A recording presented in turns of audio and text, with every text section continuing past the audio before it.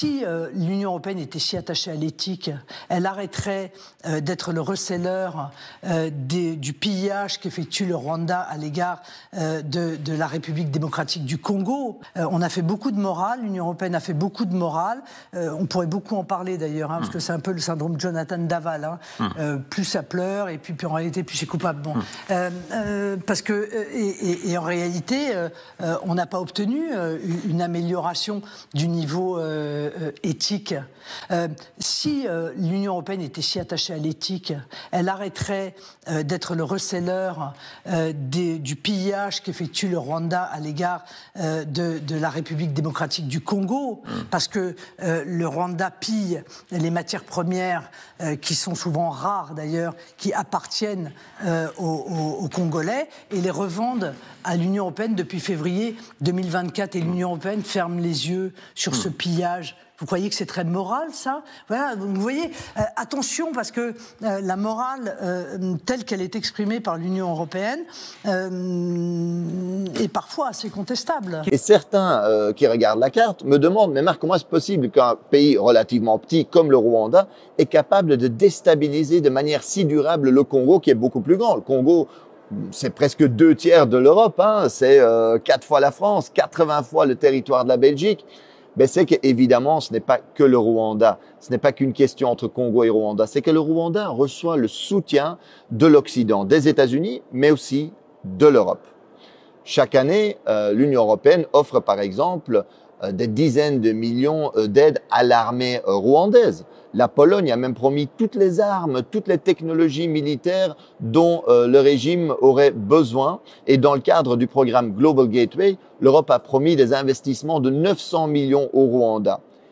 Et cerise sur le gâteau, en février 2024, l'Union européenne a signé un protocole d'accord privilégié sur les matières premières avec le Rwanda.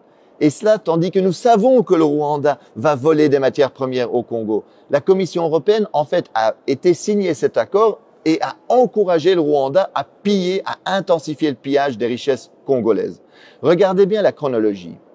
En fait, en février 2024, la Commission européenne va signer cet accord sur les matières premières avec le Rwanda.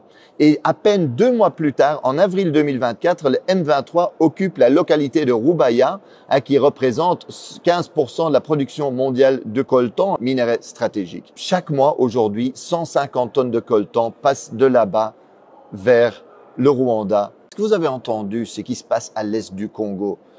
Ça peut paraître loin, mais savez-vous que l'Europe y joue un rôle direct et mortifère?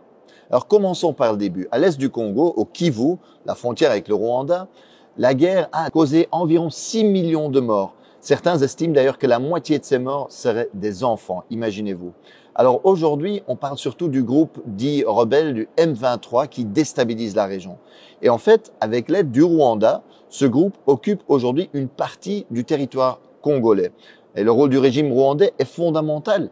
Les Nations Unies ont constaté que le Rwanda ne livre pas seulement des armes ou de l'argent, mais a même des soldats sur place. Le secrétaire général des Nations Unies, Antonio Guterres, a d'ailleurs appelé le régime rwandais de Kagame à cesser de soutenir le M23 et à se retirer du territoire de la République démocratique du Congo.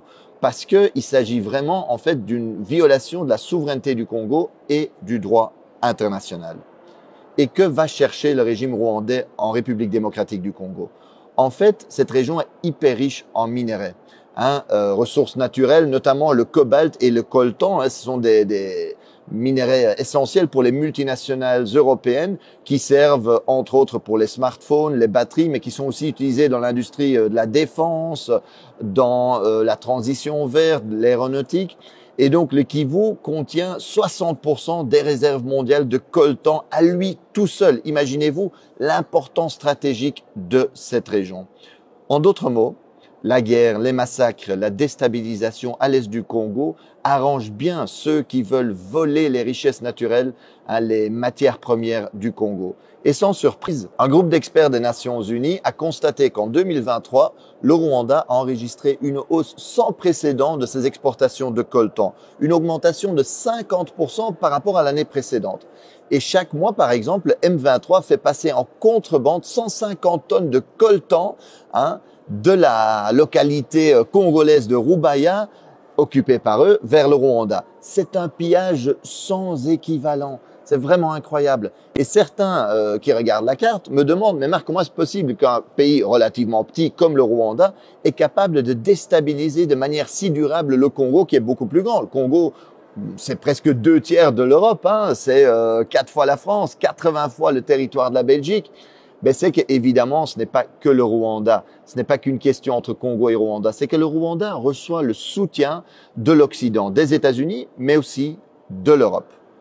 Chaque année, l'Union européenne offre par exemple des dizaines de millions d'aides à l'armée rwandaise. La Pologne a même promis toutes les armes, toutes les technologies militaires dont le régime aurait besoin. Et dans le cadre du programme Global Gateway, l'Europe a promis des investissements de 900 millions au Rwanda. Et cerise sur le gâteau, en février 2024, l'Union européenne a signé un protocole d'accord privilégié sur les matières premières avec le Rwanda. Et cela tandis que nous savons que le Rwanda va voler des matières premières au Congo. La Commission européenne, en fait, a été signé cet accord et a encouragé le Rwanda à piller, à intensifier le pillage des richesses congolaises. Regardez bien la chronologie. En fait, en février 2024, la Commission européenne va signer cet accord sur les matières premières avec le Rwanda. Et à peine 2 mois plus tard, en avril 2024, le M23 occupe la localité de Rubaya, qui représente 15% de la production mondiale de coltan, minerai stratégique. Chaque mois, aujourd'hui, 150 tonnes de coltan passent de là-bas vers le Rwanda, dans les mains, sans doute, de multinationales. Le vol et le pillage, c'est ça l'impérialisme concrètement aujourd'hui. Et d'ailleurs, il y en a qui rêvent d'occuper durablement l'Est du Congo en coupant le Congo en petits bouts. C'est ce qu'on appelle communément la balkanisation pour mieux voler les richesses et les ressources du Congo au profit des multinationales occidentales. Dans le Financial Times, l'expert Jason Stearns est clair. Cette guerre pourrait se terminer relativement rapidement. Il rappelle qu'en 2012, en fait, le M23 avait été battu. Et ce n'était pas seulement à cause de l'action de l'armée congolaise et de ses alliés du Sud, qui avaient battu militairement le M23. C'est aussi parce que les soutiens internationaux du régime rwandais avaient suspendu son financement. Et que donc, eux, ils avaient dit, voilà, à cause du rôle que vous jouez au Congo, ben on va plus vous financer. Barack Obama avait appelé Kagame pour lui dire d'arrêter le M23. En d'autres mots, si l'Occident aujourd'hui ne sponsorisait pas cette guerre, elle pourrait prendre fin très rapidement. Et on pourrait éviter, on aurait pu éviter déjà beaucoup de ces morts, beaucoup de ces victimes innocentes aujourd'hui en Congo. L'impérialisme aujourd'hui, le vrai visage de la politique étrangère et commerciale européenne en Afrique, c'est ça. Et quand la Russie envahit l'Ukraine, l'Union européenne parle du droit international, à juste titre. Mais quand son allié rwandais viole la souveraineté congolaise, commet des massacres, elle soutient. Comme quand Israël occupe la Palestine, le Liban, la Syrie, l'Union européenne se range du côté de l'agresseur. Alors aujourd'hui, faisons pression sur les dirigeants européens parce que ce n'est pas acceptable que l'Europe joue ce rôle-là. Alors il est possible aujourd'hui de faire pression, c'est nécessaire pour que l'Europe arrête sa complicité avec les crimes sur place. Alors envoyons un message à Ursula von der Leyen, présidente de la Commission européenne, ou à la ministre des Affaires étrangères de l'Union européenne, Kaja Kallas. Envoyez-leur un message par les réseaux sociaux, envoyez-leur cette vidéo-ci. Et en plus, mobilisez-vous dans la rue, parce qu'il faut mettre la pression sur nos gouvernements aujourd'hui.